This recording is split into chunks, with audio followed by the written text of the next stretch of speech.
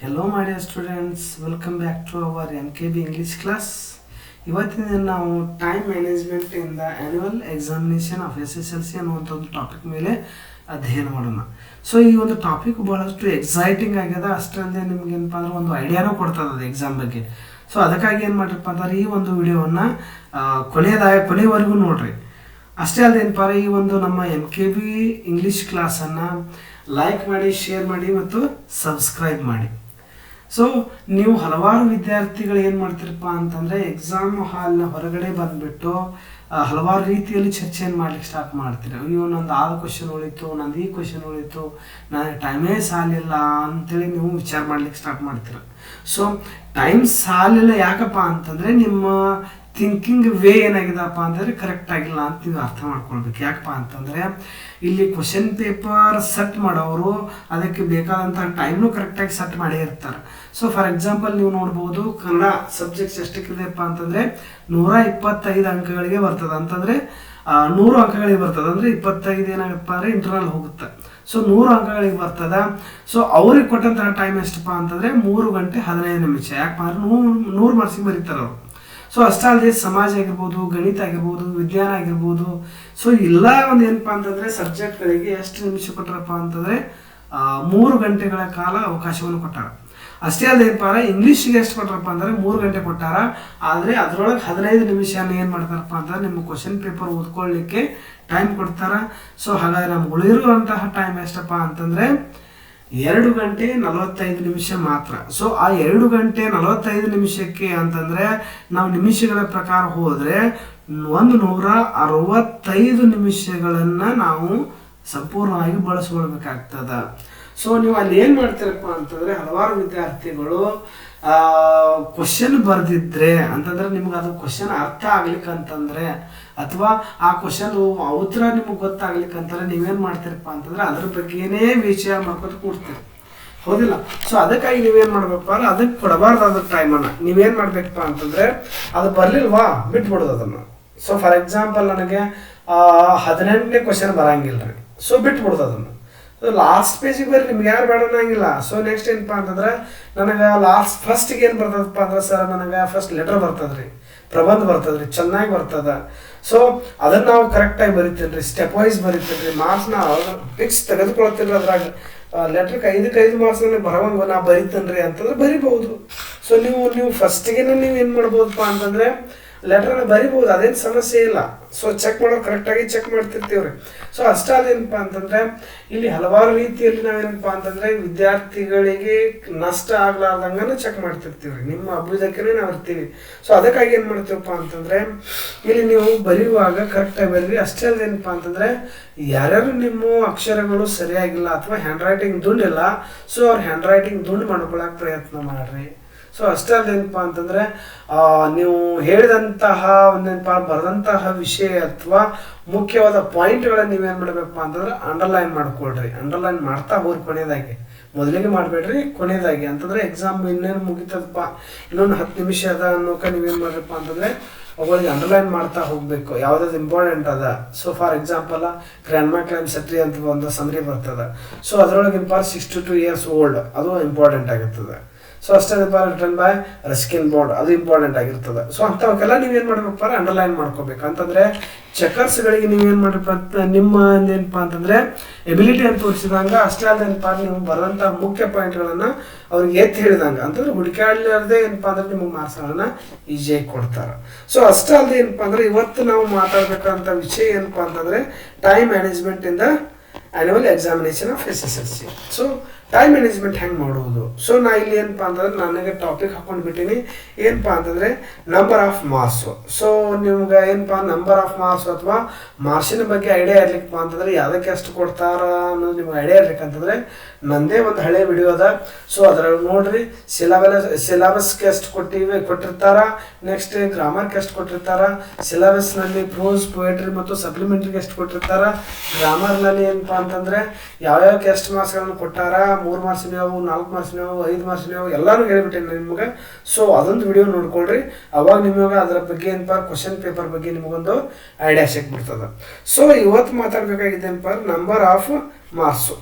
So number of marks ಅಂದರೆ ನೀವು 1 ಮಾರ್ಕ್ಸಿನೂ 2 ಹಾಕಿರಲ್ರಿ sir ಅಂತ ಕೇಳ್ಬೇಡ್ರಿ. ಸೊ 1 ಮಾರ್ಕ್ಸಿನೂ ಇಲ್ಲಿ ಏನಪ್ಪ 4 ಬರ್ತಾವ, ಅವು ಮಲ್ಟಿಪಲ್ ಚಾಯ್ಸ್ ಕ್ವಶನ್ಗಳಾಗಿರ್ತಾವ. ಫಾರ್ ಎಕ್ಸಾಂಪಲ್ ಏನಪ್ಪ ಅಂತಂದ್ರೆ ಇನ್ಫಿನಿಟಿವ್ ವರ್ಬ್ಗಳಾಗಿರ್ಬೋದು, ನೆಕ್ಸ್ಟ್ ಏನಪ್ಪ ಟ್ಯಾಗ್ ಕ್ವಶನ್ಗಳಾಗಿರ್ಬೋದು, ಇನ್ನೂ ಹಲವಾರು ಬರ್ತಾವ. ಸೊ ಅವನ್ನ ಕೊಟ್ಟೇನೆ 4 ಬಂದಿರ್ತಾವೆ.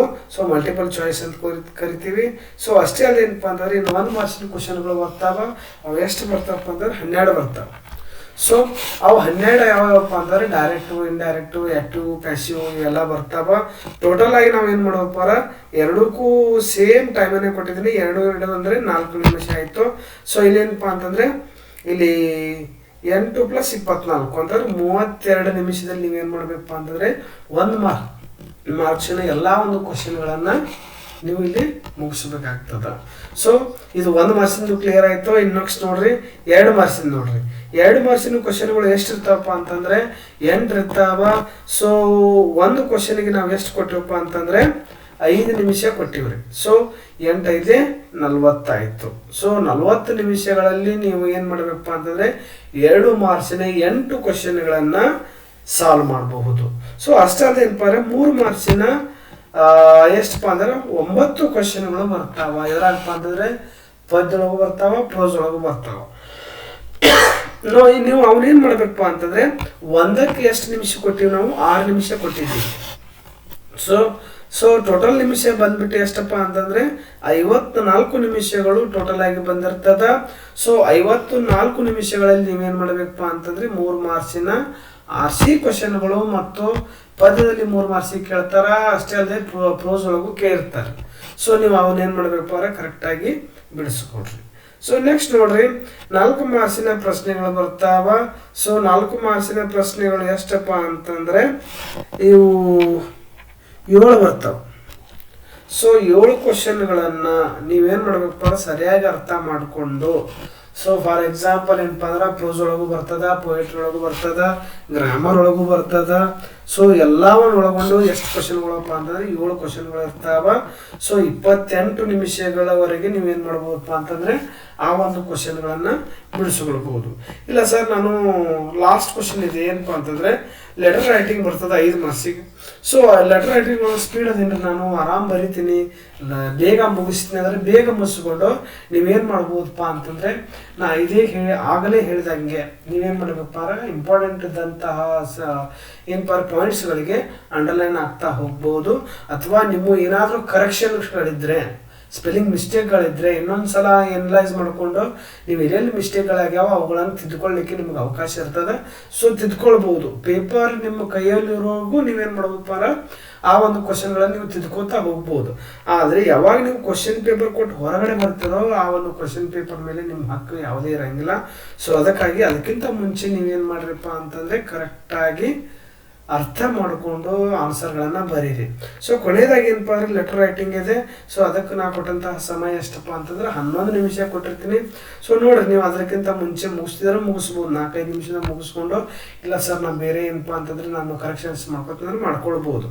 ಸೊ ಟೋಟಲ್ ಆಗಿ ಏನಪ್ಪ ಅಂತಂದರೆ ನಿಮಿಷಗಳು ಬಂದಿದ್ದು ಎಷ್ಟಪ್ಪ ಅಂತಂದ್ರೆ 165 ನಿಮಿಷ ಅಂತಂದರೆ 2 ಗಂಟೆ 45 ನಿಮಿಷ ಕರೆಕ್ಟ್ ಆಗ್ತದೆ. ಸೊ ಅಷ್ಟಾದ್ರೆ ನಮ್ಮ ಕ್ವಶನ್ ಪೇಪರ್ನಲ್ಲಿರುವಂತಹ ಟೋಟಲ್ ಆದಂತಹ ಒಂದೇನಪ್ಪ ಅಂತಂದರೆ ಕ್ವಶನ್ಗಳು ಎಷ್ಟಿರ್ತಾವಪ್ಪ ಅಂತಂದರೆ 38 ಕ್ವಶನ್ಗಳು ಇರ್ತಾವ.